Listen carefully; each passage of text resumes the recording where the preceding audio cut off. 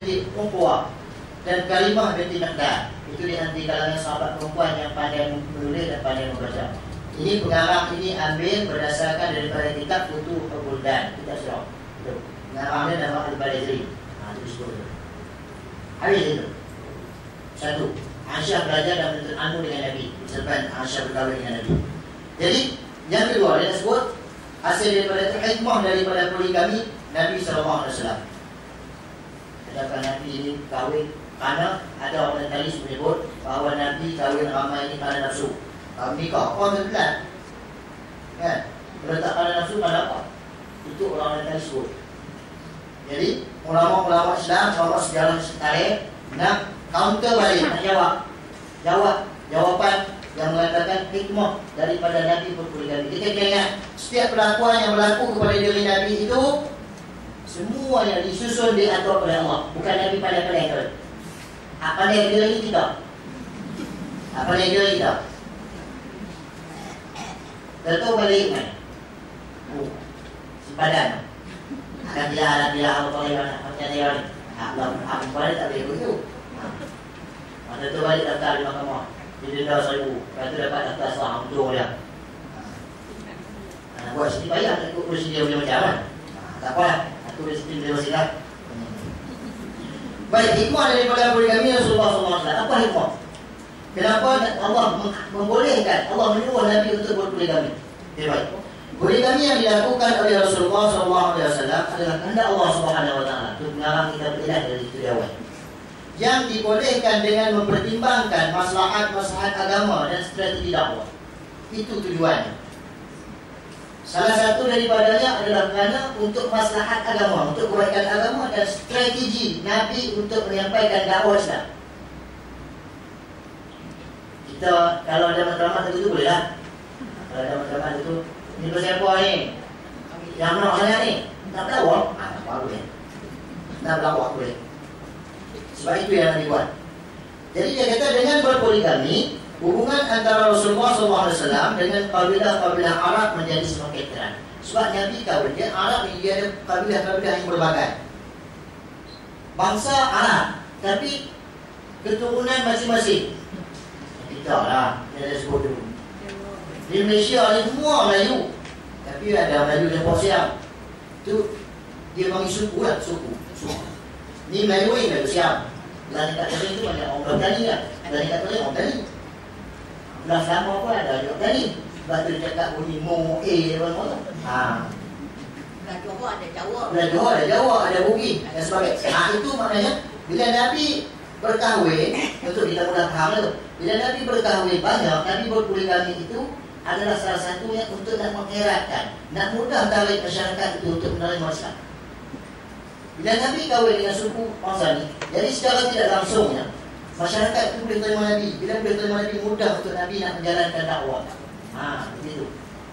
Kahwin dengan Bugis, orang Bugis dah boleh terima Nabi. Kahwin dengan Jawa, orang Jawa dah boleh terima Nabi. Tu. Kahwin dengan orang Banyak boleh terima Nabi. Begitulah maksudnya begitu. Bukan nanti kahwin dengan Jawa, banyak Bugis tak.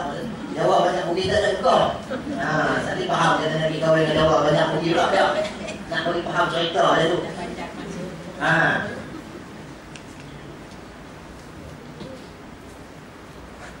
Bila Nabi berkahwin itu, jadi antara kabilah-kabilah Arab menjadi dekat. Sebab masing-masing jadi saudara. Jadi hikmah terbesar daripada poligami Rasulullah SAW itu barangkali dapat dilihat pada kenyataan berikut. Dia kenyataan berikut itu.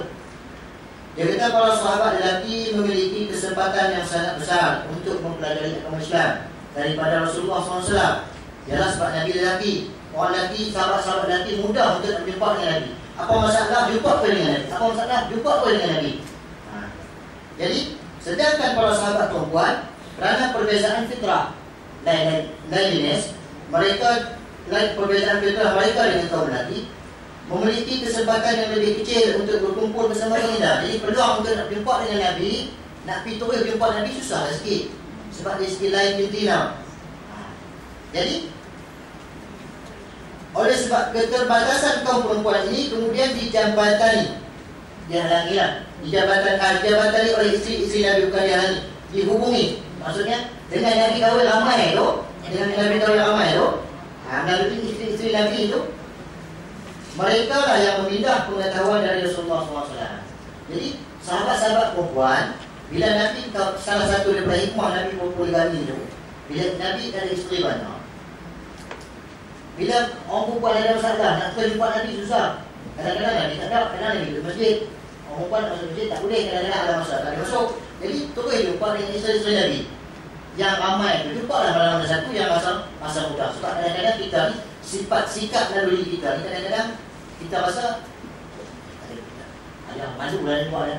Kita jumpa tak malu dengan kau ni. Jadi boleh jumpa dengan kau ni, tak jumpa dengan yang sini. Itulah antara hikmah disebut hikmah Nabi berpoligami itu.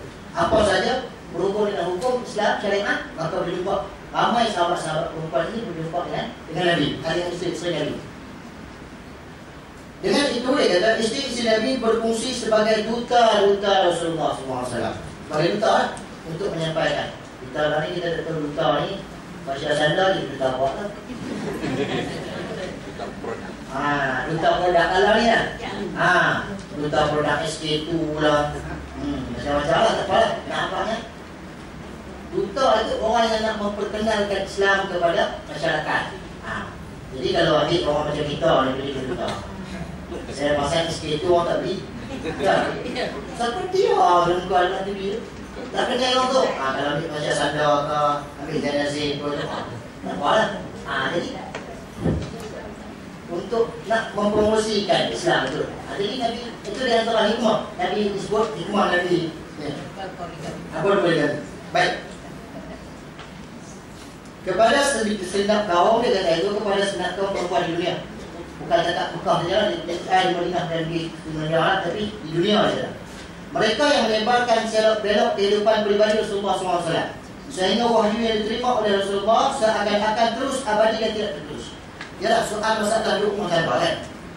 Kalau orang buat takkan dia boleh sanggup kerja lagi.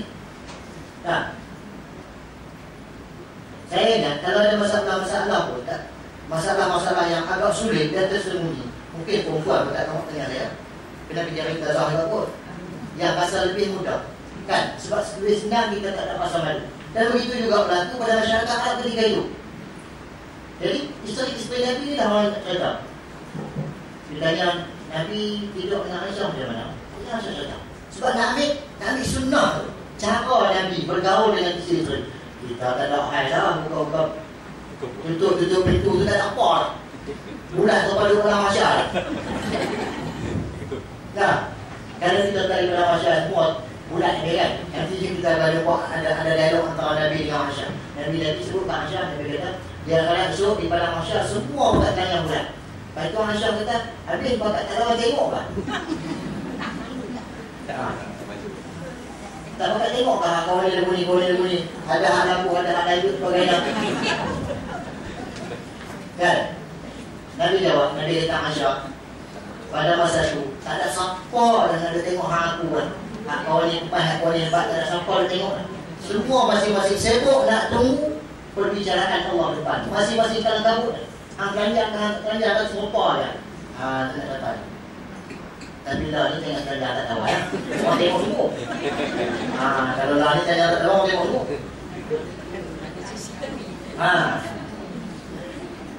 Nak keranjang boleh, tunggu masa. Lah ni kita tutup dah orang yang ada. Jangan tunjuk orang. Pakai bagaimana tutup. Tutup pakai. Duduk pakai. Lepas tu pakai bagi t-shirt. Tutup malah. Dia tak tahu. Kita boleh tahu hukum dia mana. Pakai seluar boleh. Orang perempuan kan ada pakai seluar boleh. Tapi pakai seluar jean tu, tundang tengah seluar jean tu, duduk jalan bawah dah. Aurat dia tak tu. Kena ambil kira benda. Nak tunjuk aurat boleh. Tunggu di padang masyarakat. Tuan suruh buka semua. Buka semua dia kata. Nak tunjuk lah. Kalau siapa nak tengok lah. Jangan tunjuk. Tunjuk kepada yang boleh kita tunjuk. Sebab Islam ni dia cukup cemburu. Islam cukup cemburu dengan benda-benda yang membawa kepada kemurkaan Allah. Sebab tu bercerai ni pun boleh dengan Islam, dia haruskan. Tapi last sekali ujung tak ada jalan nak boleh selesai. Selagi ada jalan untuk selesai, Islam tak bagi punah benda ada. Itu konsep Islam. Islam datang untuk nak memperbaiki, nak mengislah, nak bagi elok benda ada. Bukan nak munah. Kita benda ada, nak besok lagi, cerai mah. Ini masa depan. Nak bagi besok, mak mentua tak kenal mana tu. Mak mentua dari sana, mana tu ni. Apa mentua dia tak apa dia tu. Dia kira, nanti pagi dah menasbus, tak betul bila dia kopi, saya tak lain, itu faham lah. Bawa ni, mak mentua. Kedua dia pagi. Dia tu tak lihat. Duduk mati, tengok nanti, tengok ni, sakit hati. Sakit hati tu, tolong cucu. Anak kita pula. Ini bangsa apa lagi? Mau apa tu mah? Jadi, kita yang nak bagi merosak rumah tangga anak kita. Tak boleh betul, Islam apa? Kita hanya kena jawab di bawah sana. Kalau sekiranya dengan sebab mulut kita tadi ni, dengan sebab benar sikit tu, jadi suruh, esok kita jawab dengan Allah. Mana? Rumah tangga anak dalam cerai. Memula kita merosakkan satu masjid. Yang Nabi ibaratkan rumah tangga ni macam masjid. Orang berkahwin itu seolah-olah macam orang itu mendirikan masjid. Jadi kita kena ambil perhati. Walaupun benar kadang-kadang kita rasa benar remeh, benar kecil. Tapi la tahqiranna minal ma'rufi syai'a. Jangan kita pandang remeh, pandang ringan benda-benda yang kecil. Begitu juga tentang kebaikan. Kebaikan walaupun kecil, kita jumpa kawan. Assalamualaikum. Bagi salam. Benda kecil ya, bukan kena ulang dia pun. Tapi kita jangan pandang remeh. Kita ingat bahawa itu sunnah yang Nabi ajar. Dan Nabi disebut dalam sejarah, jarang-jarang orang yang berjumpa dengan Nabi boleh bagi salam. Bila jumpa Nabi dia bagi salam. Manusia yang betul-betul mengamalkan apa yang Nabi sebut, apa yang Nabi bawa, saya nampak. Saya nampak Abu Bakar. Sampai saya nampak sebut aku cemburu dengan Abu Bakar. Tak pernah dalam setiap kebaikan dalam Islam ni, aku nak dulu dengan Abu Bakar tak pernah lain. Boleh tak Abu Bakar dulu? Nak cerita dengan bersungguh-sungguh. Walaupun benda kecil. Kita kadang-kadang benda kecil tapi itu kita. Jadi kita jangan memandang remeh kebaikan walaupun sedikit. Walaupun benda tu kecil. Jumpa dua kita ada puang. Dia sabuh lagi.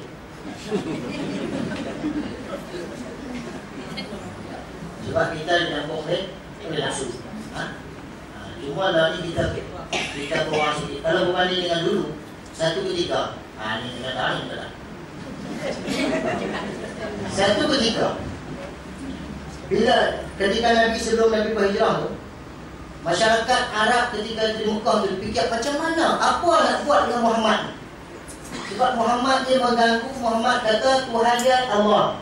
Tuhan Lata wal Uzza wal Hubal. Tuhan ada gantung di piling Kaabah tu. Tak terpakai dia. Abu Lahab paling marah sekali. Padahal masa Nabi dilahirkan Abu Lahab, dia merdeka seorang hamba. Dan nama dia Suhaibah Aslamiyah. Yang mula-mula sekali bagi Nabi susu. Mak susu sebelum hari besar dia. Yang besar dia kan betul. Tapi yang kita tahu dalam sejarah dia lah. Sebab dia lama. Dia musuh Nabi lebih kuat 2 tahun. Dia merdeka hamba. Seronok Nabi dilahirkan. Nak cerita ni, punya seronok. Sampailah bulan-bulan Nabi besar. Sampailah Nabi umur, sebelum Nabi umur 40, sampai Abu Lahab yang gelar Al-Amin kepada Nabi. Serta Nabi tak pernah mohon orang betul, orang baik, orang bagus. Abu Lahab bilang, saya yang suka Abu Lahab dekat Nabi. Tapi bila Nabi bawa Islam, Abu Lahab tak boleh tanya. Sampai dalam setengah-setengah sirah disebut, Abu Lahab dia mati. Dia macam, aku ni yang tak puas hati dengan Muhammad ni. Pasal apa? Pasal apa Tuhan nanti Rasul dekat dia? Pasal apa dia Tuhan nanti pergi dengan Nabi? Dia tu dah anak yatim, miskin pula. Awak tak nanti aku ni. Ada angan Abu Lahab ini Nabi. Jadi dia tak boleh nak terima sebab kedudukan dia rasa tergugat. Sebab Nabi tu anak saudara dia, kemudian dah susah, miskin, lepas tu anak yatim pula. Kenapa Allah pilih orang yang macam tu untuk pilih Nabi? Antara faktor yang tak boleh terima. Kita pun macam tu juga. Kadang-kadang kita tak boleh nak terima tu bukan sebab kerana ego. Kita tahu ada ego, ada contoh betul. Tapi kita jawab apa? Alah buruk. Kita jawab kan? Sebab ego kita tak boleh nak terima. Sebab kita dipenuh. Pertama Allah letak nafsu dalam diri kita. Yang kedua kerana Allah benar syaitan, iblis untuk sebab itu Tuhan sebut dalam Quran. Bila Allah hambat iblis suruh keluar daripada syurga, iblis buat biar-biar buat benar. Yang kata saliknya iblis, dia tak apa lah, nak amat-amat lah. Tapi nak minta satu. Dia kata dia akan menggoda semua anak cucu Adam ni, nak bagi anak cucu Adam ni nampak dunia tu nampak elok semua. Itu yang kita pakai nak buat kerajaan besar. Itu yang pakai buat banglo besar. Pasal kita menampakkan dunia tu hebat semua. Iblis masuk. Iblis minta kepada Allah. Tuhan kata silap.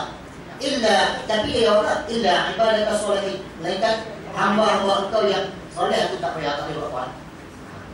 Tapi hak yang duk sam-sam, sungguh tak sungguh tu, tu boleh tak ya? Ada bagai. Ada bagai. Baik. Bila dah begitu, sampai satu pangkat berhimpun di Darun Nadwa. Darun Nadwa ni apa? Satu Dewan Parlimen. Dewan Parlimen Masyarakat Arab ketika itu. Namanya Darun Nadwa. Surat ada speaker.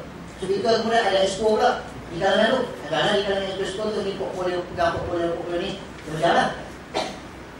Kemudian bila mesyuarat di Darun Nadwa tu nak masuk ke pintu mesyuarat Parlimen tu, ada satu tuk syekh masuk. Bila satu tuk syekh nak masuk, tak boleh masuk lah. Ni main mana? Bukan ahli mesyuarat, bukan ahli Parlimen, pasal mana masuk mesyuarat Parlimen mana boleh. Dan diceritakan dalam sirah tuk syekh tu, dia memang nampak rupa dia, nampak warna, nampak hebat, nampak orang hebat. Jadi akhirnya bincang-bincang, gak tak boleh masuk. Akhirnya panggil bincang Pak Espoh dah masuk prosedur, benar masuk. Abu Jahal dia kata tak apa lagi masuk. Panggil dah Syekh duduk salah seorang daripada ahli solat. Jangan untuk bukti dia lah. Untuk bukti yang dilantik sebagai sama taraf jawatan dengan Espoh. Untuk bukti nak boleh betul ni. Untuk bukti nak boleh betul. Tok Mufti kata, Tok Syekh ni kata, saya ni orang alim daripada negeri Najd. Yang sebelah antara dekat-dekat dengan Yaman, Najd. Satu tempat. Dia kata saya, Tok Syekh daripada situ lah. Tok Mufti ni kata. Dalam syarat, dalam sebut kami Mufti untuk nak tetap hukum kan. Tok Syekh pun jadi Tok Mufti lah dalam Nadwa tu. Syarat keluar keputusan yang berbagai-bagai, tapi semuanya tak disetujui oleh Tok Syekh ni. Tok Syekh ni dia tak boleh keluar, dia tak boleh jalan. Cuma dia boleh bagi pendapat sebab dia bukan ahli surat. Tok Syekh ni betul. Tok Syekh ni sebenarnya iblis, apa? Sudah saya. Syaitan.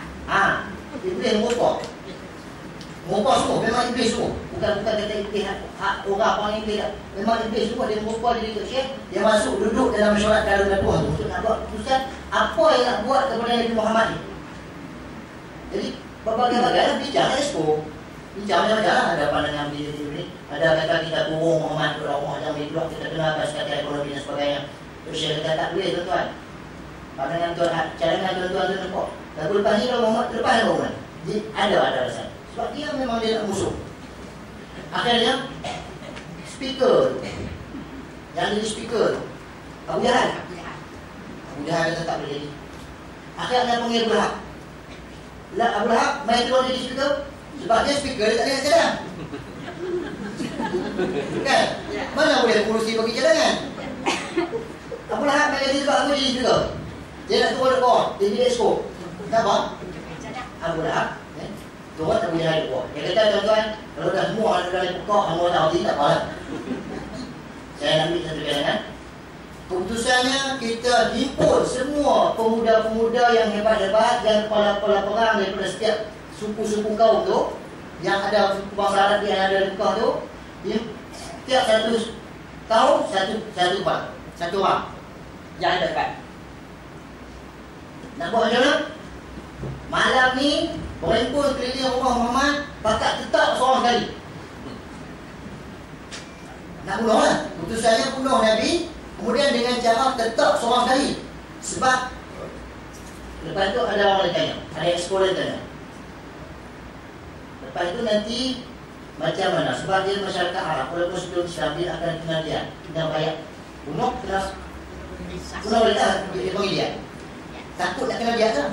Dia kata boleh apa takut. Dia kata Bani Hashim tak ada apa. Sebab semua pakai sedap. Nak bunuh apa? Dia kata Bani Hashim nak kena dendam macam mana? Tak boleh buat lah. Pandai juga. Pandai juga pula. Tak boleh lah. Lepas tu Tok Syekh kalau nak jadi diri. Saya setuju. Jalankan hak hujah. Sampai tahu. Dicerita dalam sirah bahawa nak buat bagaimana nak buat dekat Nabi ni. Tak mau bagi Nabi sebab Islam sampai mana dulu. Itulah. Pada malam tu lepas daripada itu juga lah timbulnya apa nama turunnya wahyu supaya Nabi berhijrah ke Madinah. Jadi maknanya dalam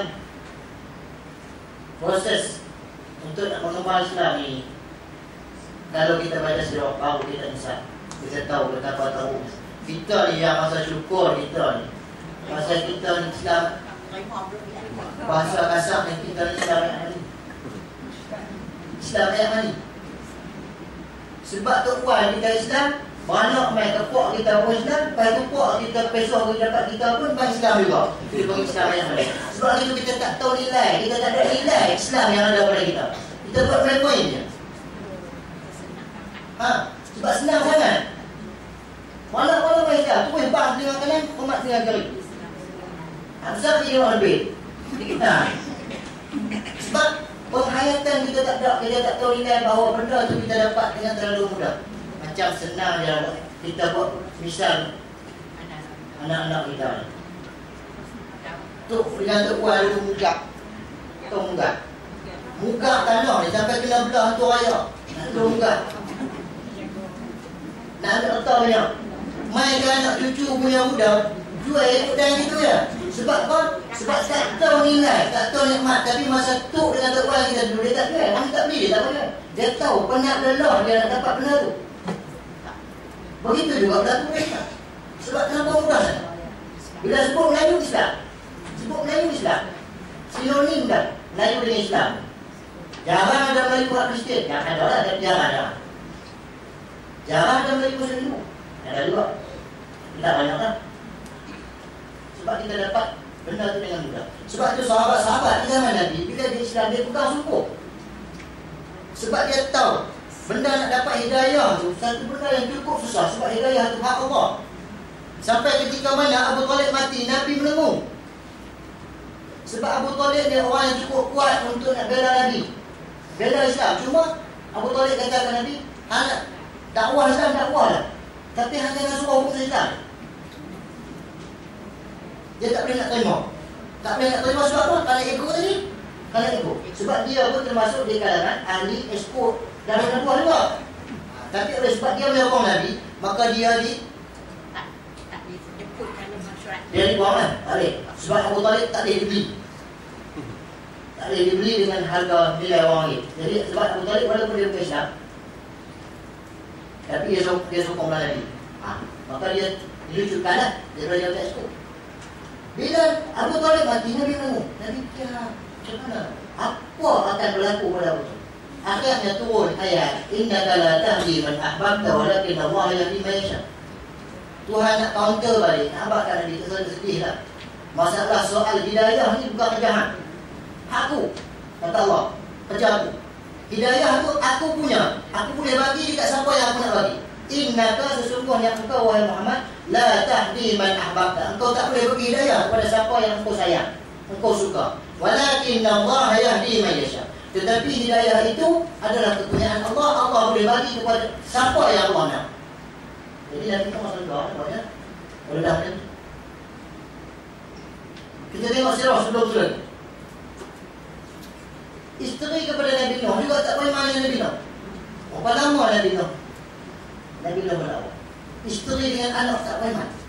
Sedih. Sampai Allah kata juga dalam Quran, Allah kata Nabi Nuh ni ketika mana berlaku banjir besar dan tengok anak dia, ajak anak naik kapal. Anak tak mau naik kapal. Tengok anak duduk renang, duduk tengah nak naik bukit tu nak selamat diri. Nabi Nuh panggil anak dia, ada rumah. Lepas tu Nabi Nuh minta doa kat Tuhan, suruh selamat. Dia kata, min ahli. Anak aku lah keluarga aku. Tuhan jawab, innahu laisa min ahli. Itu bukan keturunan, bukan keluarga. Tak payah panggil, dia akan lihat. tengok dengan mata sendiri, tengok anak mati.